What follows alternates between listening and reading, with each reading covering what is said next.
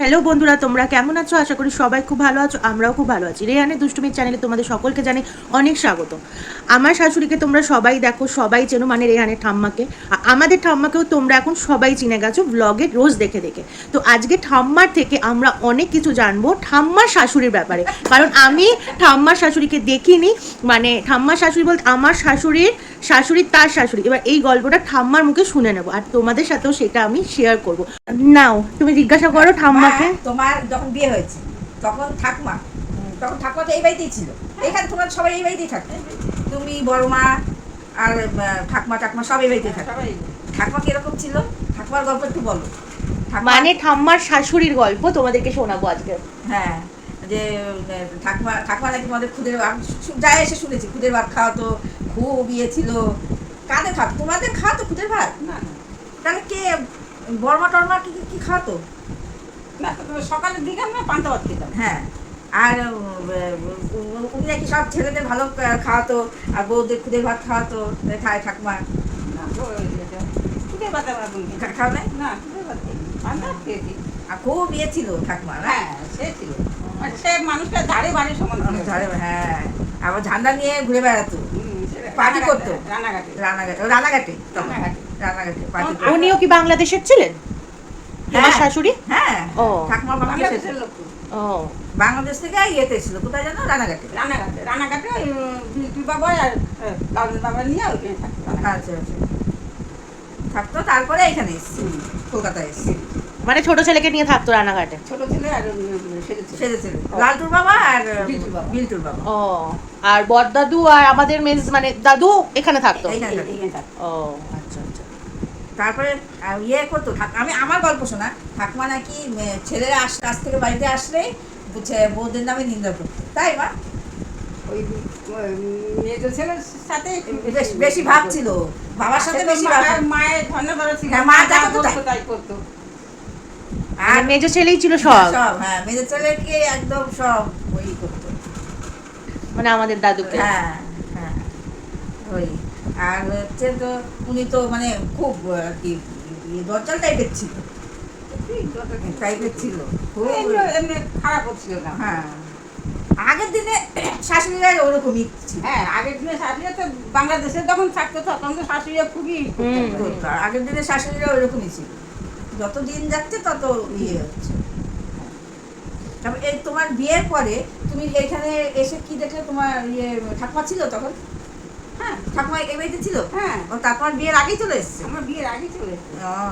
তখন তো দাদু ছিল না, তাই তোমার শ্বশুর? হ্যাঁ, সে তো বাংলাদেশে ছিল, বাংলাদেশে। ও, তুমি শ্বশুরকে দেখোনি? না না না, বাংলাদেশে থাকতো। আচ্ছা আচ্ছা, ওই শ্বশুরের সাথে খুব একটাই ছিল না, মানে অত হয়েছিল না। আগেকার দিনে একটুখানি ওরমই ছিল সম্পর্ক, বর বউয়ের সম্পর্ক তেমন ভালো ছিল না। হ্যাঁ, বেশি কথাবার্তা বলতো না আগের দিনে, আপনি আপনি করে কথা বলতো, আপনি করে কথা বলতো, লেনদেন করে কথা বলতো আগের দিনে, এইসব ছিল। তারপরে তো না, বড় মা বেশি ভালো বলতে পারে, কেন বলতো? বড় মা তো আগে এসছে, বড় মা খুব ভালো রসিয়ে কষিয়ে বলতো। মা বাংলাদেশ থেকে কবে এলে? আমরা বাংলাদেশ থেকে যখন এসেছি তখন আমি তখন কয় বছর, 5-6 বছর হবে। একদম ছোট্ট। হ্যাঁ, আমাদের ছোট বোন আপেল, ও তো 2 বছরের তখন কোলে। ও, এসে ইন্টারভিউতে আসলো নাকি? আগে না না, বাংলাদেশ থেকে এসে আমরা শিয়ালদা ছিল আগে। তখন তো ঘর বাড়ি টাইতে নাই তো। তারপরে আমার এক পিসিমা ছিল, সে ইন্টারভিউতে ওই ঘর খুঁজে ওই ভাড়া বাড়ি। তারপরে ওই ইন্টারভিউতে ওই ভাড়া বাড়িতে থাকতো। তারপরে বড় মামা কি এখানে থাকতো? লিলুয়া না, বড় মামা লিলুয়াই থাকতো প্রথম থেকেই? না, আগে এগিয়ে ছিল, কলকাতায় ছিল। তারপরে গেছে লিলুয়া, তারপরে তো লিলুয়া বাড়ি করে চলে গেল। বড় মা দেখবি বলবে। বড় আম্মা তো প্রথম এসছে না, অনেক কিছু জানে। আর তুমি বা জানবে কি করে যে খুদের? বড় মার ইয়েতেই শুনেছি, মুখে মনে শুনেছি। আর ওরা কি করতো? খুদের ভাত খাওয়াতো ওই বউদের, আর ছেলেদের ভাত। ও, খুদের ভাতটা কি? আরে ভাঙা চাল আছে না? হ্যাঁ হ্যাঁ, ও বউদের ওটা।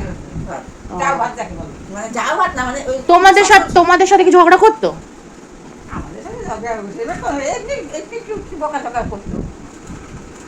উনি তো অত সংসার পাট নিয়ে অত থাকতো না, এটা মনে হয় বড় আম্মাই বলেছিল। ঠাকুর ঠাকুর বইয়েছিল, ঠাকুর নিয়ে থাকতো আর নিজেরটা নিজেই করে আর পার্টি করতো। পার্টি করতো। পার্টি ওই রান্নাঘাটটাই করছে, এইখানে এসে করে। ও এখানে এসে করেনি। এখানে এসে করে না, আবার ঝান্ডা নিয়ে আগে আগে যেত রান্নাঘাটটা। ডাটও ছিল।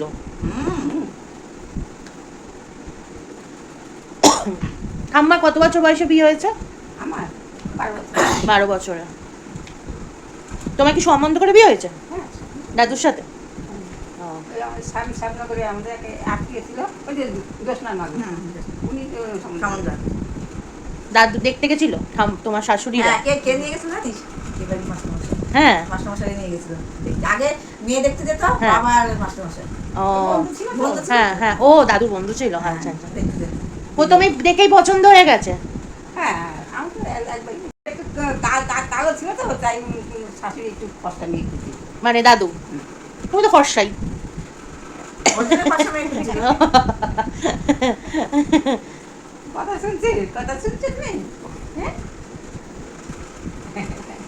ওকেও গল্প করলে শোনে। হ্যাঁ।